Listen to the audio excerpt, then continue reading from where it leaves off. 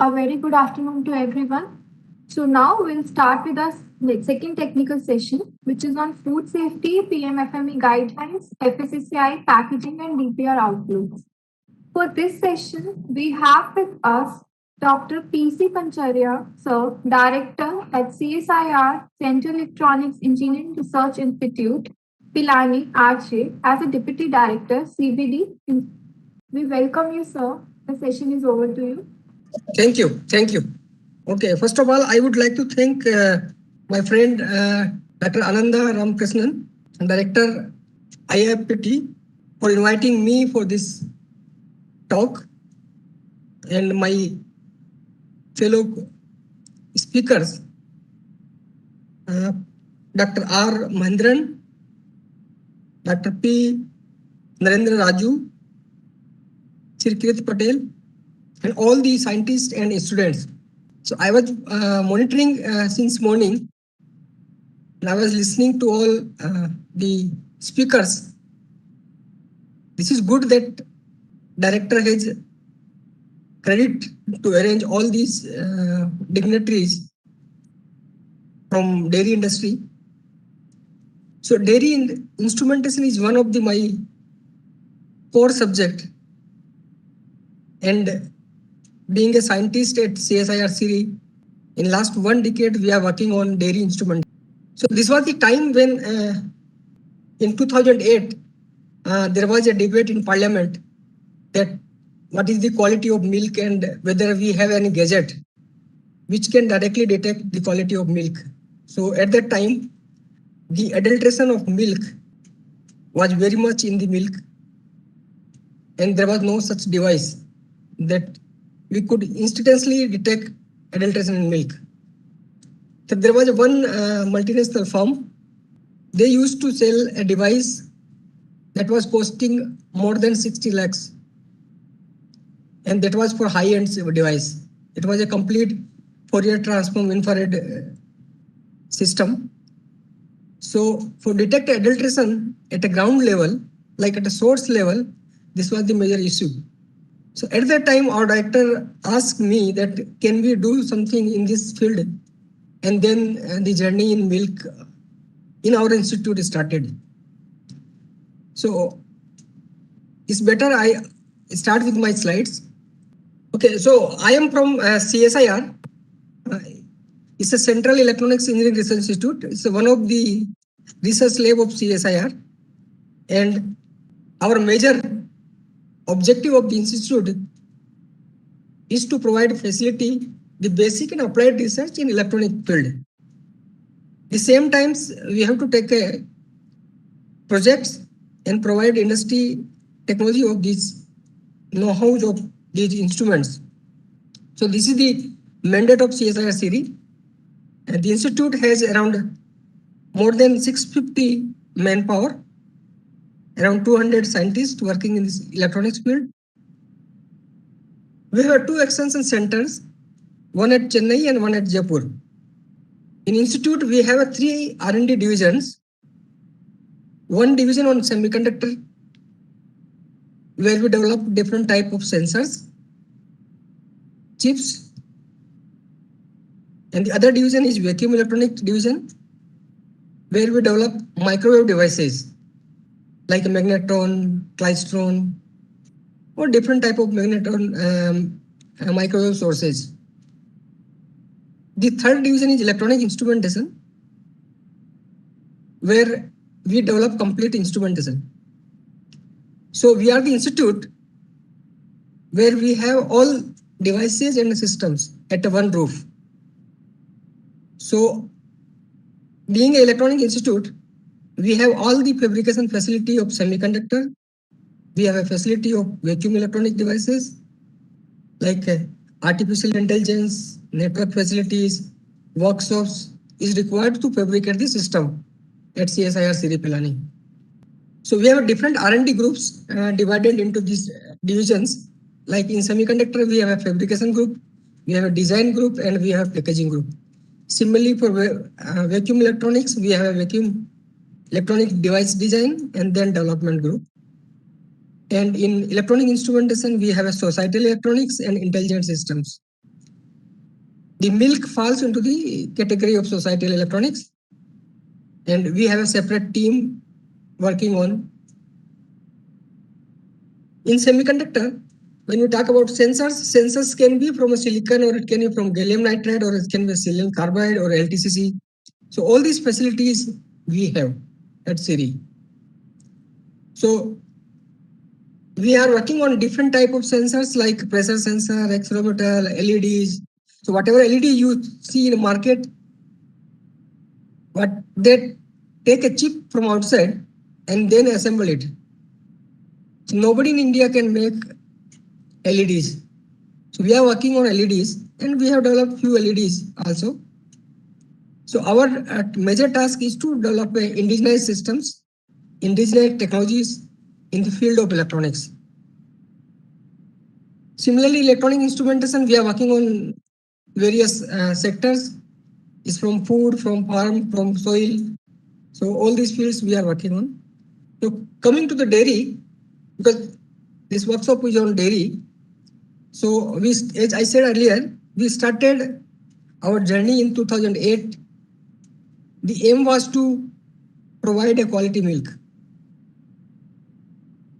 And the checking of milk at a source level, at a village level.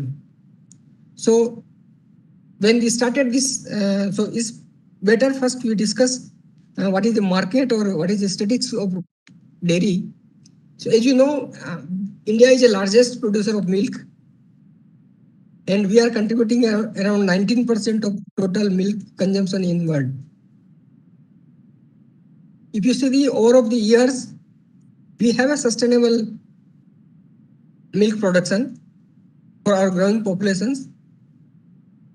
And milk is not a business. This is also a secondary source of income for our household. So in India, if you look at the milk dynamics, so we are producing 400 million liter of milk per day. And out of 400 millions, so 240 million liter of day is surplus milk sold to production areas. And milk consumed at the production area is around 160 million liter per day. And again, these production areas, again it goes into cooperative societies and then the unorganized sector also. So only the 70 million liter a day goes to the cooperative dairy, which we are talking about every time that we have organized dairies, and they only collect 70 million liter per day. So the government is trying that it should come more and more, they should collect more and more, so that the requirement of milk and milk products can be fulfilled. So this is the rough estimate of this, and I have taken this data from NDDB. So we talk about the economy. So in economy, Amul has having the highest contributor in this milk economy, and the total economy is organized milk economy is around 80,000 crores. So like in India, we have a milk unions. So there are 183 milk unions, and these cooperatives are connected to around 1.8 lakhs villages. And then in turn, 15.4 million farmers, and around 40% of these farmers are the women. So it's a huge market, and this is also helping the farmers as well as the households. So it's just if you look at the supply chain of milk. So usually in villages, we have a milk collection centers, maybe from dairy X or Y or Z. And then milk collections nearby, they have a collection center, villages collection centers. And there are BMCs, bulk milk coolers, where they collected milk, they can cool, and then it goes to transport to dairy. So this is Amul model. They have collection centers and then bulk BMCs and then dairy. So if you look at the instrumentation side, because we are from electronic side, so we always look on the instrumentation side, where instrumentation is required. So if looking at the milk collection centers, so what they basically have, they have a milk analyzer to measure the fat and SNF. Then there is a weighing machine, one data processing unit, one printing machine to give the slip to farmers, and there is a big display, and there is adulteration testing kit, that is chemical testing kit. Usually each and every milk collection centers have. But the adulteration detection kit, when you check all adulterants, it takes hours. So usually only few selected chemical tests are conducted on a few particular samples. That means all the milk coming to dairy is not screened. Therefore, there is a need for a device which can check each and every sample at collection centers. That is only possible with the electronic systems. So if you develop any electronic system in dairy, so there's a huge market. Means the potential market is dairy in cooperative dairies. Then again, there are private dairies, and then law enforcement agencies. And then if only we look at the cooperative dairy market, because 1.8 lakh registered villages, so there will be almost 2 lakh systems required. If there is a annual maintenance and other things are required, or if you collect BMCs, then it may have 4 to 5 lakh systems. So even if you sell a system with a 1 lakh rupees, the total market will be around 5,000 crores. It's a huge industry, huge requirement, huge scope. So when this was the data of milk collection and milk quantities, but at the same times we also have some issues in quality, like microbial contaminations. So there can be a different type of contaminations, and microbial is one. The other issue is the adulteration, and which is, or the third one measure is the use of hormonal drugs like oxytocin, and so there is a lot of attention required in all three fields. And we are only focusing on adulteration. So these are the few systems we developed in last 10 years. Started in 2008. The first system is the SEER scanner. SEER is a Sanskrit word. It's a milk scanner. So this is electrochemical detection system. It can detect all the adulterants except few adulterants. The measurement time is around 20 to 25 seconds, and it only requires 5 to 10 ml of milk. And if this output of this system is pass or fail, whether if system is milk is adulterated with any adulterants, so it will say is fail, means this milk is not pure, or when milk is pure, then it will pass. So that the idea of this such type of system is to place at a collection center. So we have developed this system and we transfer this technology to 3 industries. We transferred in 2010, and then 12, and then 2020 also. While working on adulteration, there was also a requirement that there should be a fat measurement device. So we have developed NIR-based fat measurement device. It only measures the fat contents.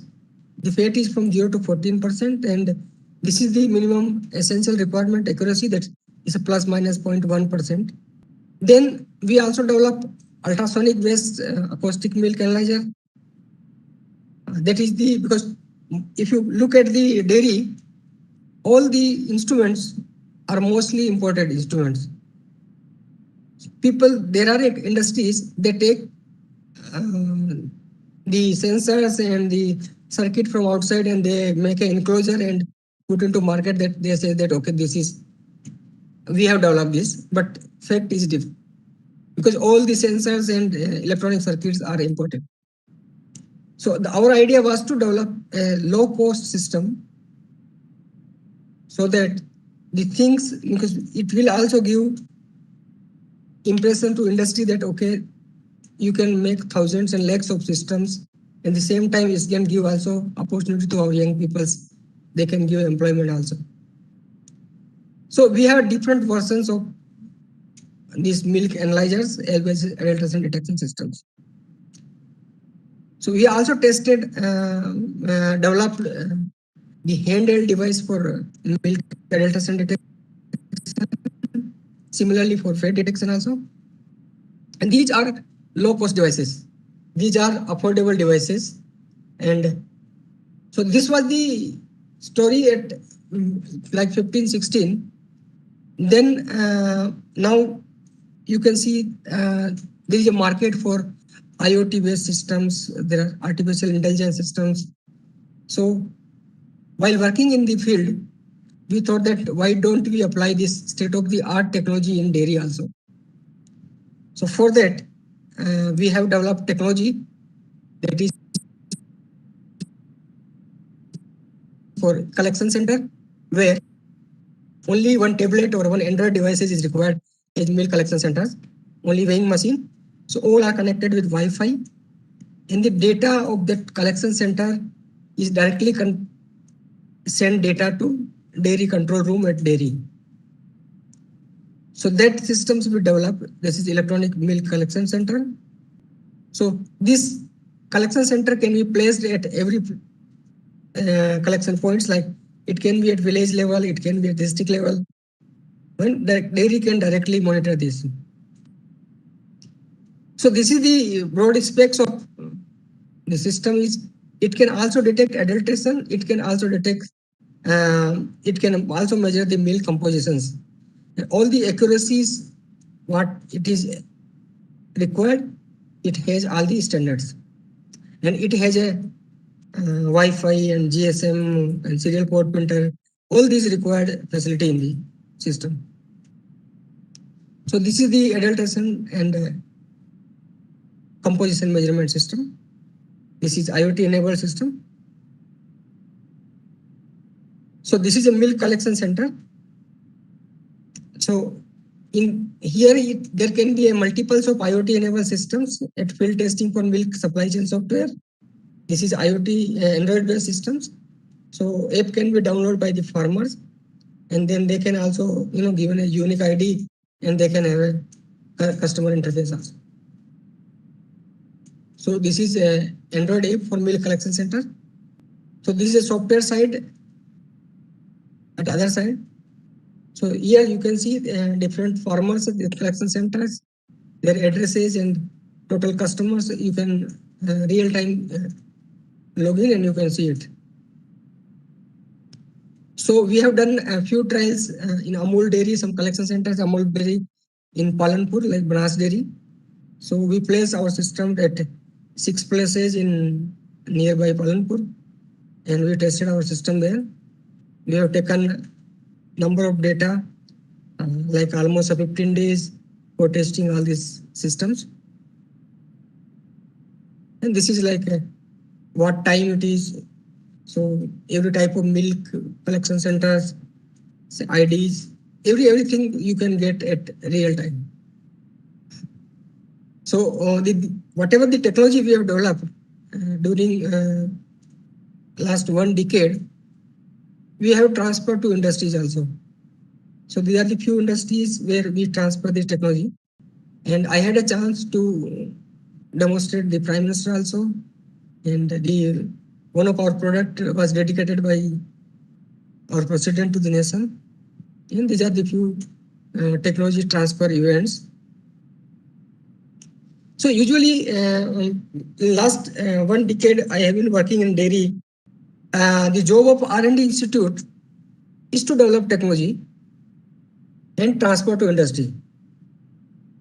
So what we observe, the purpose of scientists, like they invest 3 or 4 years to develop a technology, and at last they transfer industry to some institute or some company. Now it's the mercy of that company to take the system at market.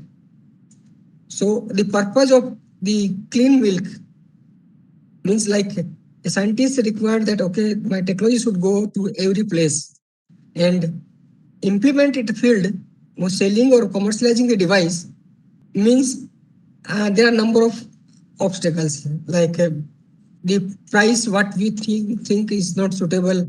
So there is a business, so there will be a margin. And finally, there are a lot of constraints. And sometimes whatever we think doesn't happen. So we have different programs for this, like how we can connect with the industry. So usually any R&D lab, we generate a lab reserve from different sources. Like we give services to MSMEs, we develop some skill development programs, and then we take some R&D projects, and then transfer technology, and then royalty will come. Usually, this is the standard model of any R&D institute. So what we propose here is that we take a R&D project from government, then develop technology. Instead of transferring the technology, we propose a service model. Like for initial 1,000 systems or 2,000 systems, we can support industry, and then the device can be proved in market. So for that, so what we can do is we can have a product manufacturing. It's a pilot plant type manufacturing, and then we can directly give to MSMEs, and then MSME can give order and they can pay, and we can manufacture for them. This can be at a limited level. So advantage of this is the institute which they are developing in a technology, they will have a regular income, so that they can come up with a new advanced version also, or update of the technology. At same time, it can give a young generation a requirement also. But the only requirement is the initial investment of fabrication facilities. That is required. So that now we are switching toward this, so that we can create MSMEs from the technologies. So whenever there is a new startup, so they will require a lot of investment. So the product manufacturing facilities that we can provide from the institute, and the industry can only commercialize it. So that type of model we are adopting, so that the same time we are also trying to direct connect with the dairy. So dairy can directly place order to us, and only we will charge, because CSIR is a non-profit organization, so we don't charge any profit. So the actual cost of the system, it directly goes to the user. So these are the activities related to dairy we are carrying out at CSIR CG Pilani. And any manufacturer or any industry, they are interested in such type of systems, oh, please do contact me, so we can have a discussion over this. Thank you all. Thank you so much, sir. With your permission, now I would like to invite the next speaker of this technical session. Yeah, please. So to give us the insights on the PMFM scheme guidelines and the features, we have among us Dr. R. Mahindran, the Associate Professor and Head at CENTP IIFTP. We welcome you, sir. Thank you. Good afternoon, Chairman, sir, Director Neri Pilani, sir, other dignitaries and participants. Good afternoon to all. Quickly, I'll go through the PMFME scheme guidelines. This is Prime Minister's scheme for formalization of micro food processing enterprises. As you are aware that there are n number of unorganized micro food processing entrepreneurs are available in the country.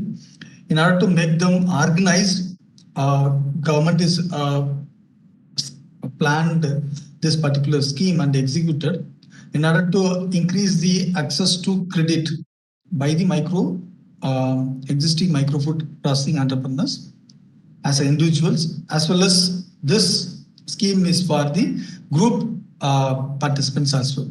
So group in the sense self-help groups, cooperatives and APOs.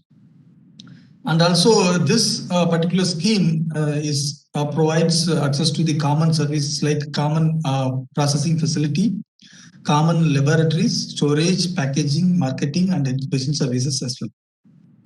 So ultimate aim is to support for transition of existing 2 lakh micro entrepreneurs into formal framework. The silent features of this scheme is it operates centrally with the funding pattern for the state government is 40 and the government of India would provide 60%. With respect to Northeast state, Government of India would provide 90% of the scheme approved budget and the state would provide the 10%. The overall budget outlay is 10 crore for the next 5 years. And this scheme operates with the aim of one district, one product approach, which means that every district has been allotted one particular product. Those micro entrepreneurs who are already existing can avail this opportunity, and those who are planning to enter into the micro entrepreneur sector, they can also avail the scheme. However, they need to, if they are going to start fresh, they need to enter into their particular district, whatever ODOP is allotted, that allotted product they can able to apply for under this scheme. And the support for farmer producer organization, self-help groups, cooperatives also provided in this scheme. So benefit is credit linked subsidy at the rate of 35% to the maximum of 10 lakhs would be given for the individual micro units. And also for the groups, credit linked capital investment grant at the rate of 35% would be given. With respect to self-help groups, as working capital money, rupees 40,000 would be given to SHC members. Whereas already you are into producing some product and you wanted to go for the marketing and branding, other than the own district, other than the own state, if you wanted to go for marketing of your already existing product, 50% grant would be provided. Apart from that, there may be n number of units will be there in one particular district or one particular state. In order to access all put together, there is a support for establishing common infrastructure. So that infrastructure would be created with the assistance from this scheme at the credit linked grant of 35%. The pattern of assistance is two way. One is for the individual units, the other one for the group events. So what is the advantage of this particular scheme by the Ministry of Food Processing Industry is not only it provides the credit linked loan at the rate of 35% and subject to the maximum of 10 lakh, but it handholds throughout the process, and there are district level persons, state level persons and district level resource persons would be available in order to help you to get bankable loan or DPR, detailed project report. They can assist you to prepare. And also there are various products, DPRs and other technical details already IAPT and NIFTM have prepared and uploaded in their website. I'll go through one of them in the next slides. And new units, if you are coming into this scheme, the ODOP only permitted. Wherever your unit is situated or wherever you are planning to create an unit, that particular district, whichever ODOP is allotted, in that ODOP you need to take. Suppose dairy is allotted in your district, you can newly, if you want to start, you can start. Whereas already existing micro units other than ODOP also can avail this particular scheme. So throughout the scheme, we would be providing the handholding support in the form of preparation of detailed project report for the bank in order to get the loan. And also we would be providing a skill and entrepreneurship training throughout this, right from before applying, after applying, how you can able to market your product. All the supports will be technical and professional support will be given. And the registration with the FSSAI, GST, Udyog Aadhar, all this assistance would be given. Every district, there is a, every state, there is a state nodal agency are there. and the district level master trainers, state level master trainers, and the district level DRTs, district resource trainers, also available. So with respect to pattern of assistance for the groups, for example, farmer producer companies, self-help groups, and cooperatives, credit linked capital investment grant, 35% of the eligible project cost would be given. Apart from it, credit link grant for 35% in order to establish a common incubation center, common warehouse, or common cold storage facility, so that once it is established, you can able to rent out to the micro units. So it will be run on the commercial angle, so that the common incubation facility center would earn money. At the same time, all the micro unit would utilize this particular facility. And also for the groups also, branding and marketing purpose, 50% of the eligible project cost would be given. So there are administrative structure at the district level, which is chaired by the district collector, and the state level, every state's chief secretary would chair this particular clearance. And then at the national level, Minister for Food Processing Industry would chair it for the clearance. So this is a basic idea of the scheme and how we can able to apply this. That is a major doubts you might be having. So I'll go to directly to the online portal and how you can able to one can register for their ODOP. So this is the Ministry of Food Processing Industry and for the PMFME scheme. So in order to register, just if you are new registrant, just click here. Silky, can you able to see the website?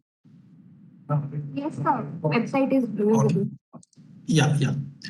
So once you click sign up, you will have the new user registration. So in this registration form, you need to select whether you are individual, you are planning to establish, or already you established a micro unit with your name. Then individual you need to select. In case of group application like farmer producer company, cooperatives, etc., then you can able to apply for group application. Sometimes common infrastructure facility like common cold storage unit or common laboratory facility or common incubation facility, then common infrastructure application you need to select. In case of individual, I'm selecting individual. Then type your name, email ID, your mobile number, address. Select your state, say for example Haryana. Select your district, say for example Karnal, and you can just click for the registration. So that's it. Only you need to select your individual or group, and then your name, email ID, mobile number, and address, which state and which district. Once you created this, then you can able to submit your username and password. You can able to apply it. So while applying, you might have some difficulties, or if you have any doubt, there are a list of nodal agencies, district nodal points, and district resource persons are available. Say for example, here I am opening the state nodal agency. Whatever may be your state, that state nodal agency, say for example, Arunachal Pradesh means who is the nodal person, their email ID, their phone number, everything is given. Likewise, for all the states, this given over here. Say for Telangana, the nodal contact person, their secretary person, and treasury person with their phone numbers, mobile numbers, everything is provided over here. Similarly, for the district level, suppose if you are in Haryana, that Haryana state nodal agency is what we have seen now. In that particular state, whichever the nodal district point, district level, who is the contact person. So that also given in the website. So district wise, like alphabetically Andaman, Andhra Pradesh, Assam. Likewise, all the district, the state, their district, and the contact person, their mobile number. For example, Tamil Nadu, Ranipet, the person name, his mobile number, his email ID, everything is provided. You can call them and you can contact them. So they will help you to get things done. Apart from that, Yes, I have contacted. They asked us to prepare some document. In order to assist preparation of document, district level resource person also there in every district. So you can also utilize them. So every district resource persons are provided so that you can able to contact them and they will assist you in preparation of detailed project report, because ultimately when you go to the bank they will ask for the project proposal. So that for that also we have trained people in all the throughout India and throughout district 740 districts in the country. Everything we have already trained and we have recruited people and they are all there in the system for assisting every persons. So this is with respect to the website wherein you can able to apply for the scheme. In order to apply, whatever doubts you have, you can able to contact the district nodal points and the district resource person in terms of preparation. Apart from it, we do have the IAPT portal wherein you can get the all the technical details. This is IAPT main web page, and here you could able to see the PMFME scheme guidelines. So here all the guidelines and totally throughout the country there are 409 qualified master trainers are available.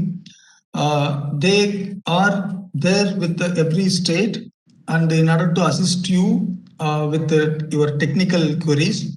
So there may be you might have some background knowledge, but what type of equipment I wanted to purchase for this particular dairy processing, where I can able to get this particular equipment. So for those kind of difficulties, there are master trainers trained in each domain. We have divided into 8 domains. I'll go through those domains in detail. So there are master trainers, this many number of master trainers available in the country, and the district trainers, 473 trainers are available, and the resource person 588 trainers are available. So this many numbers are available already to assist us. And also with respect to training material, we have divided into like fruits and vegetable processing, dairy processing, bakery, confectionery, grain, spices and plantation, fish and marine, fat and oil seed, meat and poultry, and minor forest produce. So today the webinar is on dairy processing. So when you click here, we will get to know what are the types of, say for example here, paneer processing means. So the technical detail of paneer processing, there is a demonstration video for the paneer processing, and what are the different technologies are available for packaging technologies available for paneer packaging, what are the safety guidelines and FSSAI regulations that are given, and one model DPR for the paneer making process also given. And also you would have the course material which is conducted for the master trainers. The detailed presentation, everything is available in this website. As well, we have the portal in which the list of master trainers, the training of trainers, beneficiaries, their assessment results, everything we can able to access over here. And with respect to scheme guidelines, PMFME guidelines, the structure, who are all the nodal points, which already I explained you in the ministry portal, same can also avail over here. Moving on to the capacity building support from IAPT and NIFTAM. So here there are product specific training, because when you entering into the entrepreneurship, one is product specific expertise is required. Even though we might know something, but we can always improve on it for that product specific training. Another one is entrepreneurship development in terms of developing skills on management aspects and preparation of DPR aspect and business opportunity and knowledge based EDP training also available. The modes of delivery in terms of live classes, as well as once the situation is getting better, we would also provide in-person training as well. So this capacity building training are different category. One is for individual micro food processing entrepreneurs, and who are availing the credit linked grant under this scheme. Or there may be people who are not taking a loan under the scheme, but they wanted to get only the professional training. For them also we will be providing the training as well. we are divided into majorly into fruits and vegetable, grain processing, milk and milk products, oil and fat processing, fish and marine products, spices and plantation crop, bakery and confectionery, and minor power produce. So each domain, national level research institutes have been identified. For example, milk and milk processing, NDRI kernel has been identified. Fruits and vegetable IAPT is doing. Likewise, grain processing CFTRI. Likewise, each national institute has been identified to mentor the master trainers. The training, as we mentioned, national level Apex Institute like IAPT and NIPTM, and then master trainer would be trained by the national R&D institution, and those master trainers are nominated by the state nodal agency. After the master trainer will in turn train the district level trainers, and then they will train the beneficiary in classroom. So these are all the type of trainings, and these trainings would happen in the either RCT or root city at the for the beneficiaries, or some autonomous or private research institute location. It will happen. So there are some material which, as director sir mentioned in the inaugural, there are all the domains. We have developed a course material with a video, with the technical presentation, FSSA, DPR, and product specific PPTs and packaging technologies. Everything is uploaded.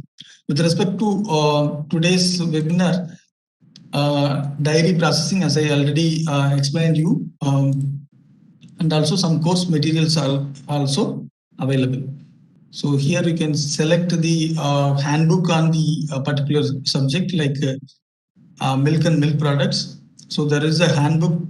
The detailed handbook is available, which was prepared by the NDRI kernel, in which all the technical details with respect to the milk and milk products, processing equipment, how to select equipment, what is the specification of the equipments, how to install, and utility equipments, layout of the micro food processing and enterprises who are entering into new, and how you can able to maintain those equipment, processing value addition, various technology for milk and dairy products, and cleaning, packaging, FSSA registration, and licensing procedure. Everything is available in the website.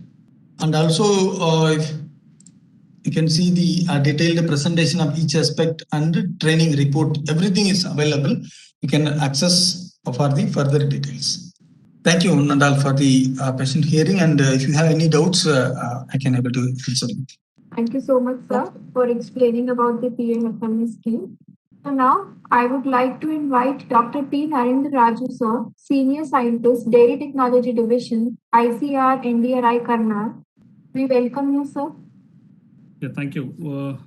At the outset, I thank the Director of IFPT, Dr. Anand Ramakrishnan, and the team of PMFME scheme for giving me this opportunity to present about the packaging and FSSAI regulations of dairy products. So I have tried to list out the topics that I'll be covering in this presentation. I'll be talking about what exactly is the packaging and how it is differing from different perspectives. What are the basic functions of food packaging and the advanced functions of food packaging, packaging design framework, as well as the conventional some of the emerging packaging techniques which can be adopted for dairy products. And also, as the topic has been assigned to talk about the regulations according to the FSSR with regard to the packaging as well as the labeling ones. So I'll be covering that before I conclude the session. So as you can see that packaging is considered by several people in their own perspectives, like it could be considered as a marketing technique. And some of the people, especially like us who are dairy and food processors, we look at it as a means to ensure the food safety or deliver a means of delivering safe product to the consumers. And those people who are involved in the supply chain as well as logistics, they consider it as a coordinated system of preparing the goods and supplying or transporting. While a food business operator or a person like an entrepreneur will look it as a techno-commercial function. So both technology is involved as well as there is some commercial importance of the technique that is being adopted or the packaging methods that are being used is involved. So primarily it can be considered as a techno-commercial function from the food business operator perspective. If you look at the functions of food packaging, for that matter, any packaging, maybe for dairy or the other food products, basically they can be classified into four major functions. The one, protection, being considered the utmost one, and the containment is, of course, the basic function.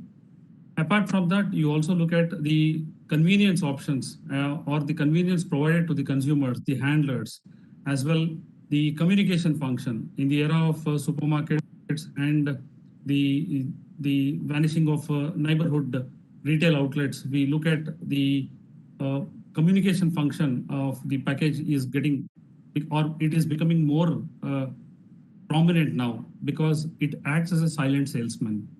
So more and more science is getting evolved, even looking at the convenient functions. People are now trying to understand the ergonomical features of the packaging materials, the force required to open a closure, maybe the grip required to hold, especially in the Germany where people are more number of geriatric population is present. So they are working towards the ergonomic design and the convenient function provided by packaging materials. But apart from these four major functions, there is a new science that has been evolved with regard to active packaging. I can specifically say that nearly about 20 years from now, this particular science has evolved, where the basic function of protection has transformed itself into a new area of packaging science, like where the packaging material will be actively involved in extending the shelf life of the food materials by interfering with the internal headspace or by the food material directly. On the other hand, the communication function, which is still in the process of evolution, more and more intelligent packaging systems are coming into the market. But with regard to dairy products applications, I should say that it has just begun worldwide with some of the freshness indicators and the smart tools that are provided for the logistics like RFID tags and others. However, these functions, both the basic functions as well as the advanced or emerging techniques, can be utilized for our dairy products. But before we actually choose any kind of packaging system, we are talking about the dairy products. You see, first we need to understand the food product requirements. What are the factors that are going to spoil the product in hand? It could be primarily the water vapor, if they are powders, right, or moisture sensitive food dairy products like the high protein powders or the SMP, WMP, etc. The water vapor, apart from that, the microorganisms, the oxygen, and most of the dairy products are prone to oxidative changes like any other food products where the fat and oil is present, and sunlight. Very particularly with regard to dairy products, you might have seen that most of the dairy products are always packaged in white colored opaque containers or films. The primary reason is that milk and dairy products are a rich source of vitamin B2 or riboflavin. So we need to prevent its loss due to the photoactivation or photodegradation.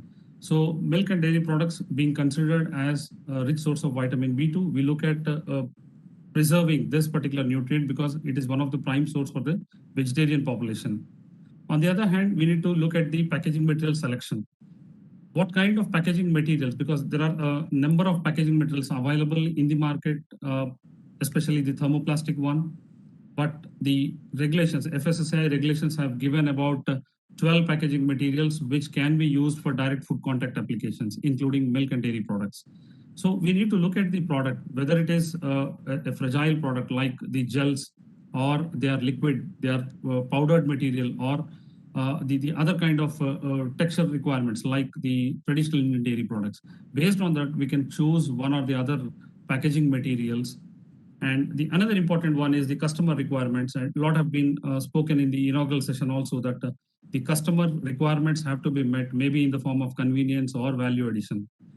The market requirements and innovations is another factor which need to be kept in mind because a similar product which is already available in the market may have gained some market size. So to compete with that or to explore new markets, you need to have the innovation which can be led to such market requirements. The other one is the legal requirements. Either you are supplying the products for the domestic market or looking towards the export, we need to think of the law of the land. So the FSSAI has given a list of regulations which we'll be talking about in a few minutes from now. And we have FDA and EFSA requirements if you're trying to export to US as well as the European markets. And also supply chain requirements, depending on the product, depending on the needs of the company or the customer's requirements, we can think of the time temperature indicators or freshness indicators which can go with the package and can meet the requirements. If you look at the dairy products, most of us are well aware that milk can be converted into a number of value-added dairy products, which have been talked about in the forenoon session also. You see, these dairy products are very, very clearly, their characteristics are different with regard to their physical, textural, as well as with regard to their chemical compositions. So when we try to look from the packaging perspective, we need to really address all these issues, that the texture, flavor, as well as the chemical and microbial spoilages can be prevented or can be retarded so that the product can be safely supplied to the consumers. With regard to the current scheme of ODOP under the PFME scheme, you can see that as mentioned by Dr. Anandaram Krishnan in the forenoon session, that there are 39 districts identified for the milk and milk products. There are very generic in nature, some of the districts where you can think of any of the milk and dairy products, but you can see that some of the highlighted ones like in Telangana and Uttar Pradesh, the products have been spelled out. Like in the forenoon session also, it was mentioned about the Mathura Peda or Lal Peda, Dharwad Peda, etc. Very specific, region-specific dairy products. So we can think of these products, and in a nutshell, all the packaging techniques that we are going to look at can be adopted for either the specific ones or in general any of the dairy products. So when we talk about the packaging requirements, we can classify the dairy products into 6 segments: the fluid milk ones, the dried products or the fat-rich ones, the fermented dairy products, the traditional Indian dairy products, and the long-life products. Now, you can see that most of these dairy products are, from the packaging perspective, they are prone to be deteriorated by oxygen, by light, moisture vapor, or water vapor. And also, some of the products are very sensitive to textural changes, like the fermented dairy products and traditional Indian dairy products. Because even if you have good package and all preservation techniques have been adopted to supply very good product or the fresh product to the consumer, if the texture is getting also affected, then it is not going to be accepted by the consumers. So we need to look at these. We need to look at this particular angle while selecting a particular packaging material.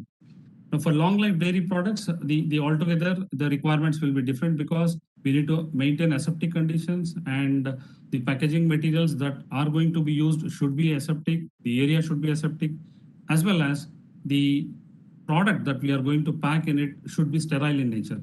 So the requirements of this particular product are also different. Now, just to give you a glimpse of the available plastic packaging materials which are predominantly used by our industry, you can see that not a single packaging material has the desirable properties, like in terms of the least water vapor barrier properties or the least oxygen permeability, as well as the least water vapor permeability. So always we depend on multi-layered packaging materials. And when we talk about multi-layered packaging materials, then we have an option, the packaging industry materials which can be used. One of the very common packaging technique that we use for any of these dairy products, especially the liquid ones, maybe the flavored dairy drinks or the market milks like the toned, double toned, and other liquid milks. You see, this form fill seal machine and the technique is the common one, which is can be considered as a basic packaging unit that is required. And you can see that how a pouch is made out of a roll of film and then it is converted into pack. Now there are other emerging techniques which can be equally adopted, like the ones which I have listed.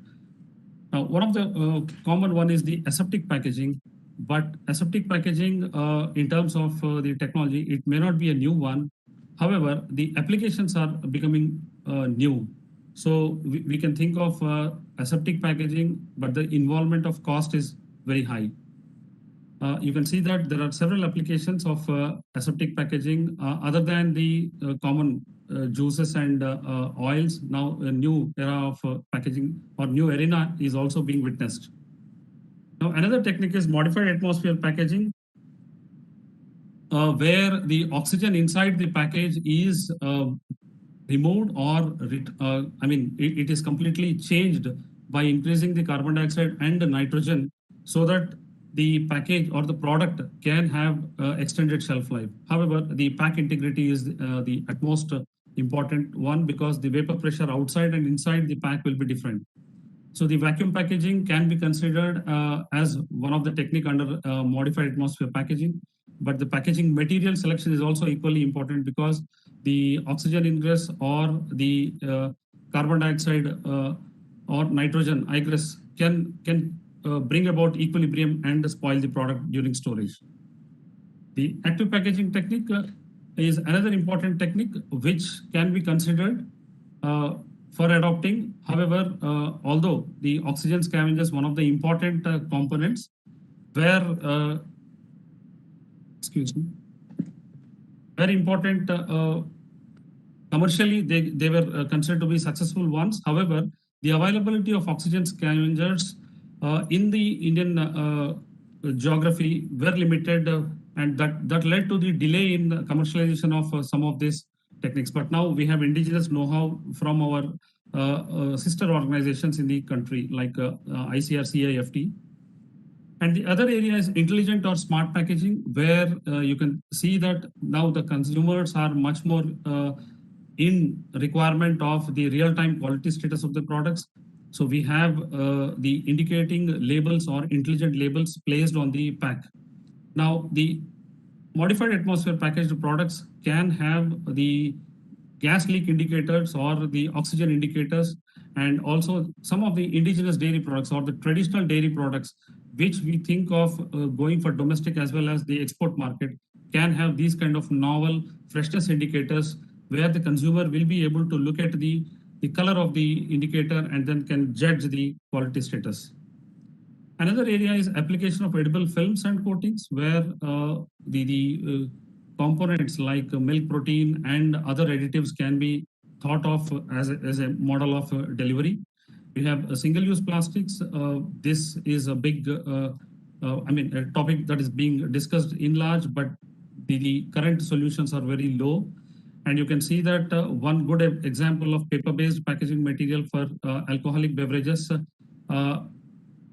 have been provided, or the recent innovation in terms of completely paper-based bottle has come out in the market. But for dairy applications, we need to really we need to really look at these kind of innovations in the dairy industry. Now, the other area is the application of nanocomposites or nano-based materials, but it's again a big question with regard to their safety. However, there are some countries where these have been allowed for packaging of milk, and in India we have the ICMR and DBT guidelines for use of nanomaterials for food contact as well as other applications.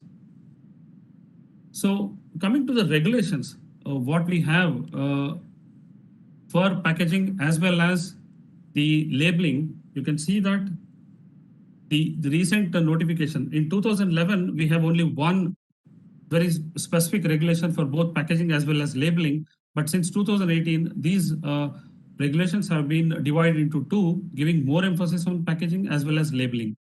There are certain general requirements with regard to packaging for all the food products, not specifically for dairy products. But yes, we do have some restrictions on the use of packaging materials, maybe for reuse or the ancillary materials that are used, like printing inks. They should conform to the Indian standards, as well as you might have seen that the newspapers have been banned. And with this regulation, it has now come into more prominent limelight that newspapers shall not be used for storing of the food products, even for wrapping.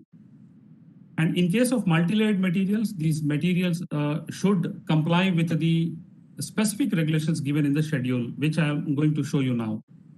So when we talk about the primary packaging materials which come in direct contact with the food materials, among them, there are very specific regulations given for paper and board materials. And you can see that all should conform to the food grade status. And when we say food grade, it should meet IS 9845 for plastics. And very specifically for paper-based materials, you can see on the screen that these are the listed Indian standards where we have to comply. So if you are thinking of packaging your products in paper and board, then these are the Indian standards that we need to comply. Now, with regard to the metal and alloys, very specific information or requirements have been given where the metal containers cannot be rusty, and if at all they are properly labeled, the label should also be prominent and it should not be chipped or it should not become rusty. Apart from that, if at all the packaging materials or the utensils or the equipment which has some copper or brass content, then they should be properly tinned. Now, these are the Indian standards that are provided in the regulations for compliance. You can see that even the residual tin which can go into the food product due to processing is also being specified. And with regard to milk and dairy products, only infant milk substitute and infant foods, these very specific regulation has been given, and it should not exceed 5 milligram per kg. And now a lot of emphasis has been given on the plastic packaging materials being the predominant materials used in the industry. And before 2020, there was no major requirement of meeting the standard of IS 9845, that is the overall migration or the global migration of the materials into the food materials. But now it has become mandatory, and all the food business operators should meet this requirement of meeting IS 9845. Apart from that, we also need to look at the specific migration limits that have been provided for some of the materials or the specific migrants. And none of the plastics are allowed if they are recycled. And pigments and colorants that are being used shall also be met. I mean, they need to be meeting the specific requirement of 9833.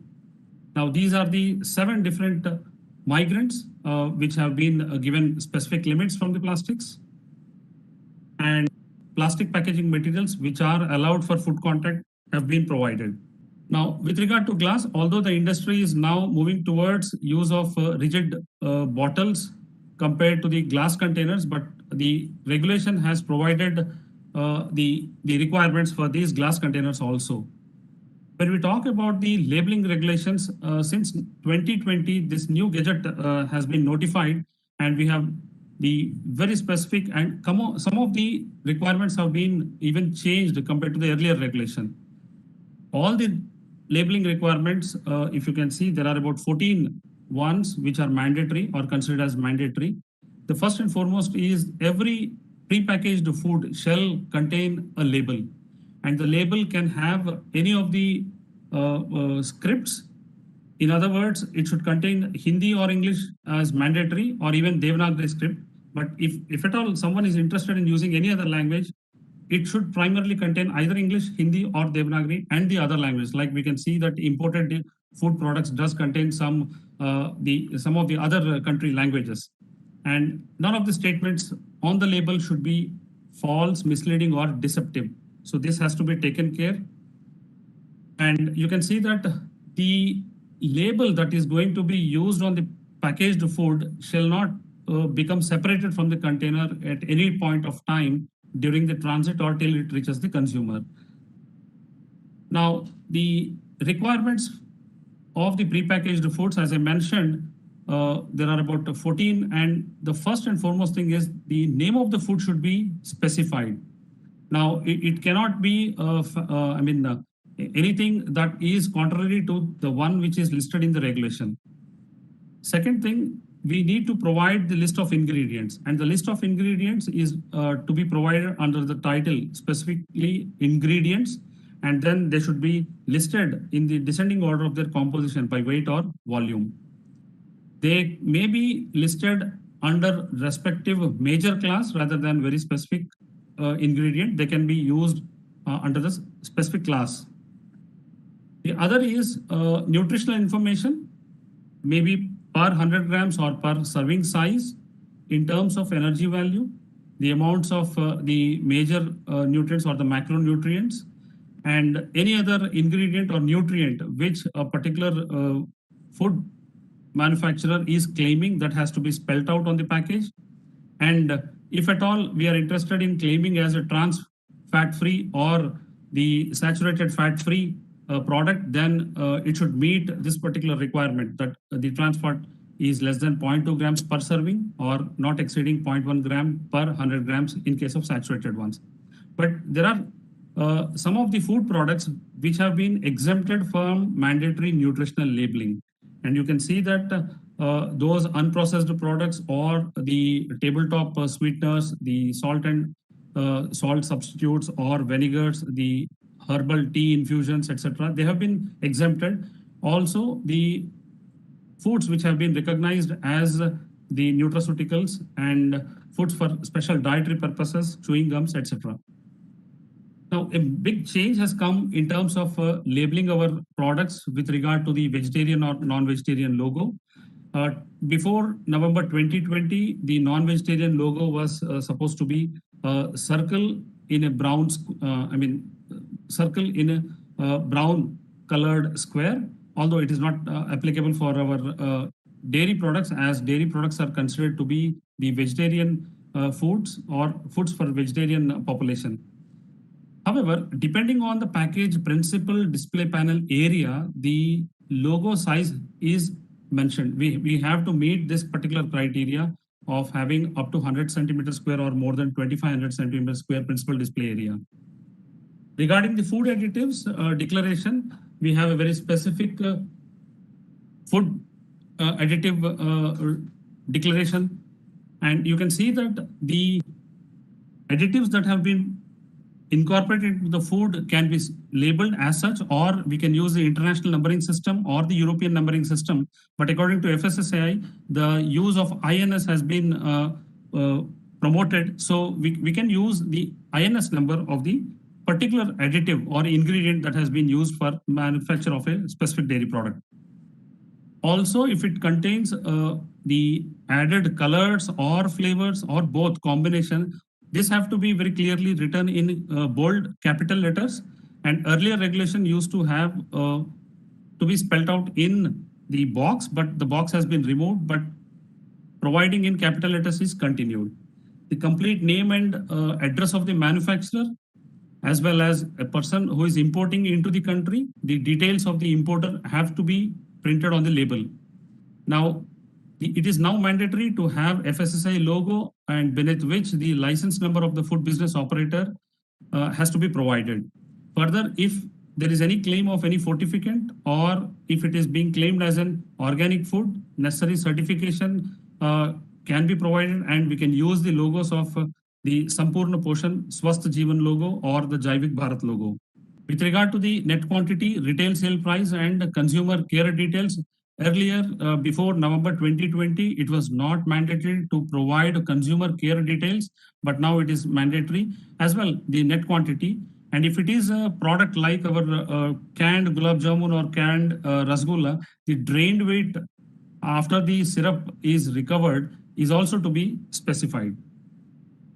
The lot code or the batch identification number is to be maintained, and there is no specific system provided. However, any of the manufacturer can use his own style of using it.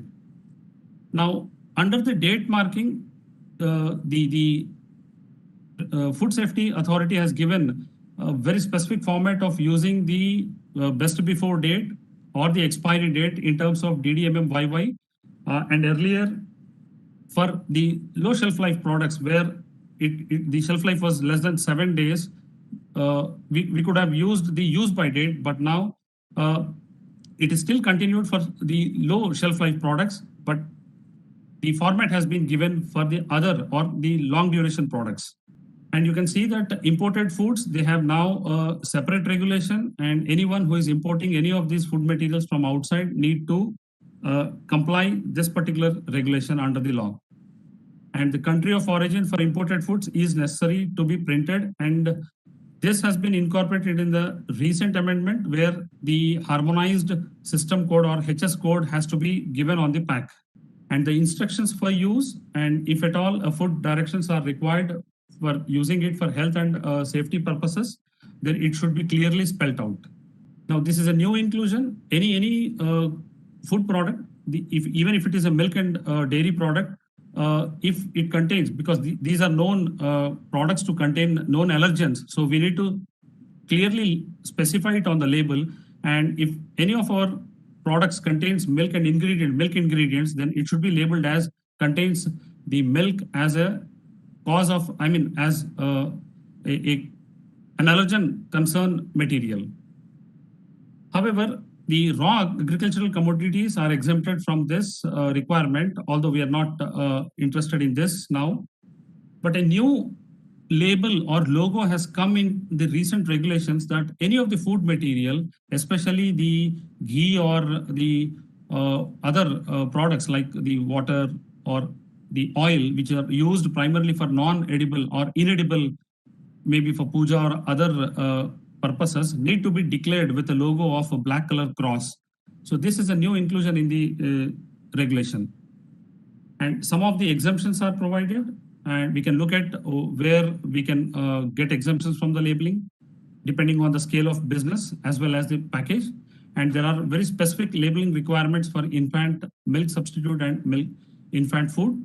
So we can look at these regulations, and if someone is interested in getting more information on these products, then they can approach us. At the end, I wish to conclude that there are a number of techniques which are available to meet the consumer needs and also to address the environmental concerns. However, if you look at the environmental concerns, we need to really wait for some more time to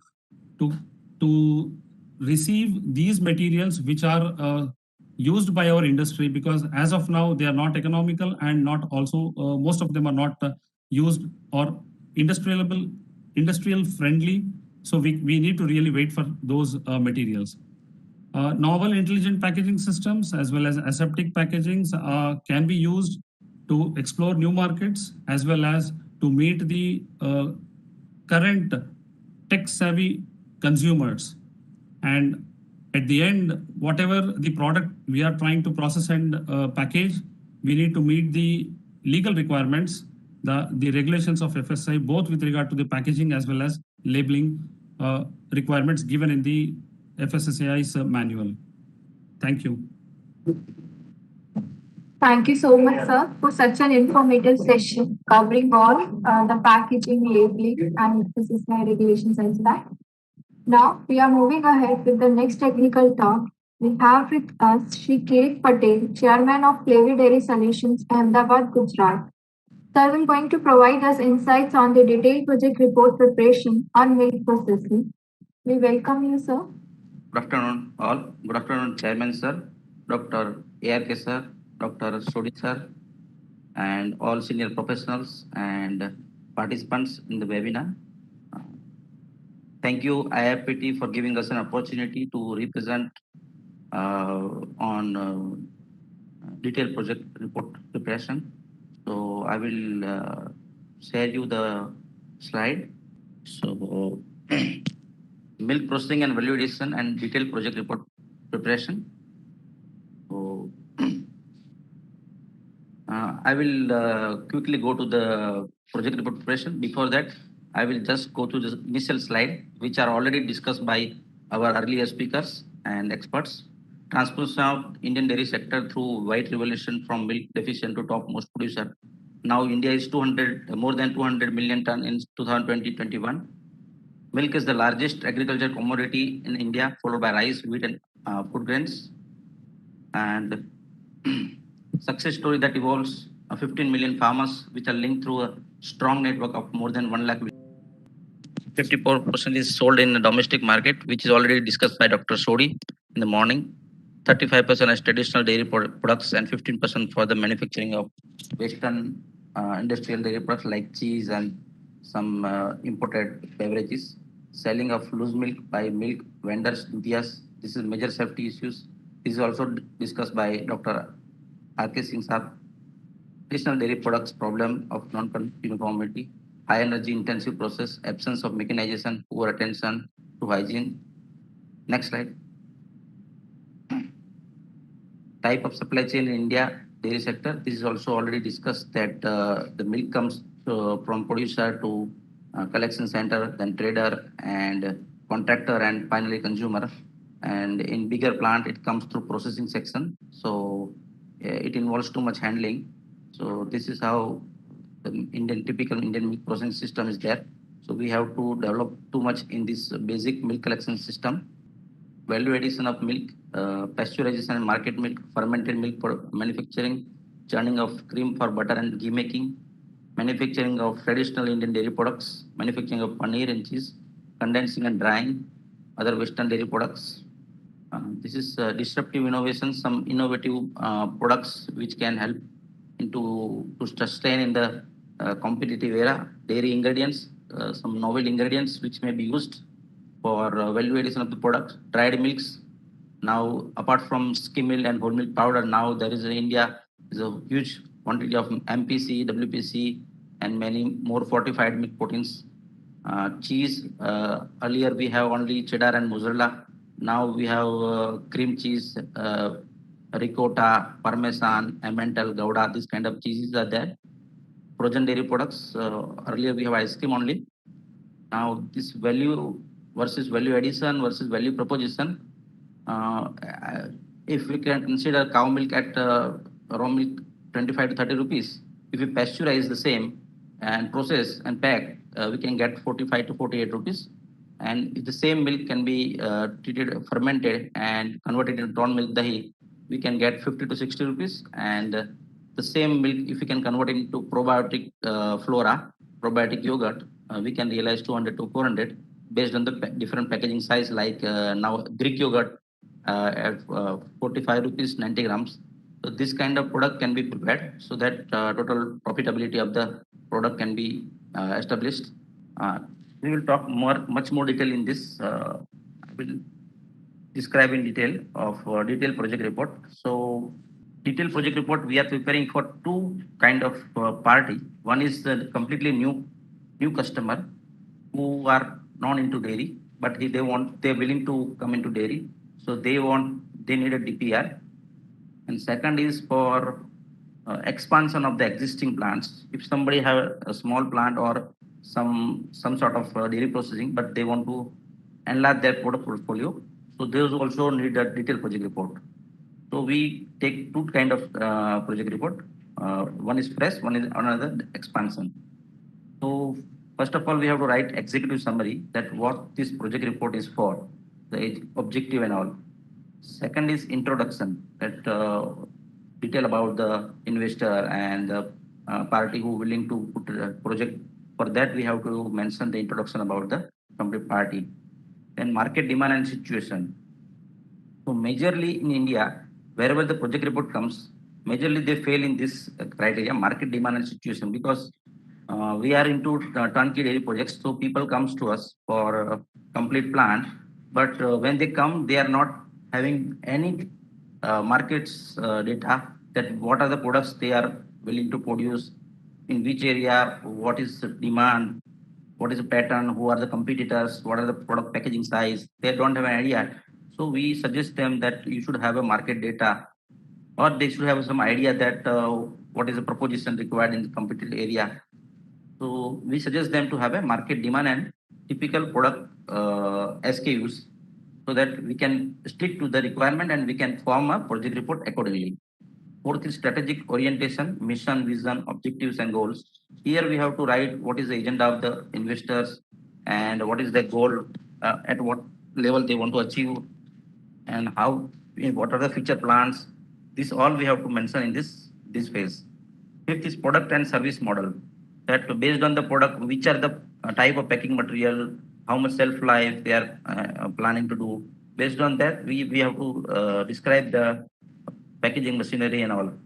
Institutional structure, membership, government staffs, remuneration. In this, we have to mention that which are the legislation required. Accordingly, we have to frame the rules for the products and composition of the products and all. And production plan, key commodities, seasonality, production plan, quantity norms.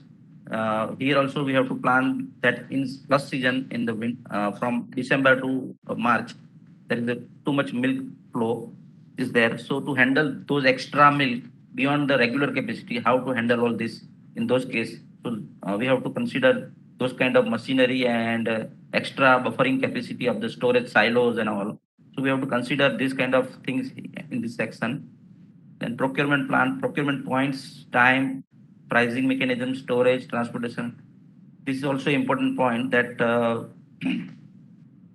majorly when the customer comes for the dairy plant, they are not aware about what are the mode of milk coming. So sometimes they come with that, yes, we want to establish complete milk procurement model and then we want to establish dairy plant. But if they if the nature of the project is smaller, like less than 20,000, and if they establish milk procurement model on their own, then it is very difficult for them to survive, because in that case they cannot be able to manage milk procurement system, because they don't have any dedicated veterinary staff, animal nutritionist, and field staff, and quality monitoring system supervisors.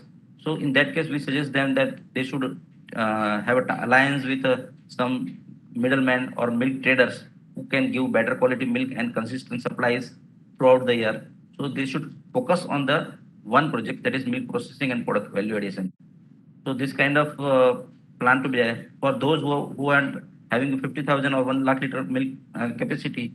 We advise them to establish their own milk procurement system. We help them into procurement system also, that what are the route mechanism and what are the milk acceptance criteria and what are the time limits to accept the milk, and what are the checks for different adulterants on the farm level, and different milk MCUs, milk collection unit system automation. This kind of system we advise them so that they can get good milk in time and enough quantity. Ninth is storage and processing. In this section, we have to write about raw material, that milk storage silo as well as finished product storage, that based on the flush season, what are the buffering capacity of the deep fridge and cold room is required for storage of butter or ice cream and cheese. And processing, we have to consider that based on the product mix, what are the machineries required. We call it as a BOQ, bill of quantity. So based on the product mix, we have to prepare a BOQ. That machinery list will give you the estimate of the project value, that how much machinery will incur for the project. Based on that, the complete project cost will be decided. So this list is very important, and before they commence any, before they take decision, they are aware about that how much tentative budget they have to allocate for the entitled projects. Financial resource plan and financial requirements, fixed and working. This compartment are also undertaken in the majority of the small and medium projects, because they consider about the fixed cost, but the working capital they forget about in consideration, because working capital is very huge requirement in dairy, because in milk, as it is perishable, they have to collect daily and they have to pay daily to the farmers, because the farmer, for them milk is a survival. So they have to pay daily, while the product which is being sold in market, it requires credit, because normally the market pattern is the credit sale of 15 days, 30 days, depending on the region. In those cases, they have to have a buffer of 15 to 30 days. So this point is to be considered very carefully in the preparation of project report. and we calculate the internal rate of return, payback period, everything based on the working capital arrangements. Then marketing plan, channels, brands, consumer feedback, marketing and strategy. Marketing plan, we guide them. We have some agencies who are specialized in this logo preparation and brand registration and consumer surveys, marketing chain establishment like selection of retailer, distributor, and wholesaler. This kind of team we are helping them to find out. Operational plan and activity chart. This operational plan is required because when we plan for the project, we have to have a timeline chart that what are the timeline in what time we have to finish this project. So MIS report and Gantt chart we prepare for the operational of the project, and complete activity will be dedicated with a suitable person like mechanical part, civil part, and all automation, legal alliance. All this we are guiding them for this. Product costing is very much important because complete viability will be based on the raw material pricing and finished product sale. So sometimes in some region the milk price is so high and the product is sold at a little bit lesser rate. So in those cases viability is not there. However, they want to put this plant. So we work out basic plan with their raw material pricing, and then we say whether this project is viable or not. If it's not viable, we say no, that you should not do this kind of project in this specific area. So it is very much important at product costing, and pricing also will be fixed on the product costing of the plant. Energy and mass balance. This energy and mass balance is already since long it is being implemented in big cooperative dairies and corporate dairies, but in small and medium dairies it's not been considered. But it is very much important to consider mass balance and energy balance because the milk is coming very precious material, and the conversion of the products from the milk is as the number of products are there, the conversion of the product in the based on the fat and SNF basis. So at the end of the day, the entrepreneur or owner is just having number of this much kg paneer, this much kg of srikhand, or this much kg of dahi, but they are not matching the composition of the finished product versus incoming raw material fat SNF. If they balance this, all the major bottlenecks in the happening in the plant, like drainage of some excess material of some wastewater, waste way, all this can be regulated based on the mass balance. Then finance analysis is also required, that what are the IRR, payback period, and cost benefit ratio. This all can be worked out based on the initial workout of the products costing and raw material pricing, as well as manpower consumption. And the future scope. We also describe one section about future scope, that the complete project which we are going, that what is the future and what is the scalability of the project, so that the entrepreneur or owner must know that what are their future investment in the section, and accordingly we should construct the area where there is a future expansion may be possible in the existing building, so that there are no more civil construction beyond 5 or 10 years. Only add-on machinery is required to scale up the plant. So this kind of parameters we are considering for preparing the detailed project report. Here our team is there, Mr. Kirpat and Dr. Sanket Borar. He is a scientist, ex-scientist from NDRI, and now ex-Havmor Lotte Group, and working with us, and he is looking after all product development and scientific related products, the thing, and I am looking after engineering and projects. Our expertise in new product development, improving existing products, cost optimization of products, process customization of machinery and technology as per requirement, validation of processing technology, optimization of resources utilization, mechanization of traditional processes, upgradation of conventional technology, and turnkey projects and vertical expansion of the plants, QMS and auditing, R&D and strategic consultation, brand heritage, and Dr. Sanket looking after to transform the Indian dairy and food processing industry into scientific industry parallel to those of developed countries. Our mission is to provide a product, process, and project and service to entrepreneur and business operator to optimize the utilization of resources and explore untapped science and technology for commercially viable business in the dairy and food processing. Jai Hind. Thank you very much for giving us extra more time to represent. For any more detail, you can write me on my email ID. Email ID is given in the chat box. Thank you. Thank you so much, sir, for providing us insights on the detailed project reports.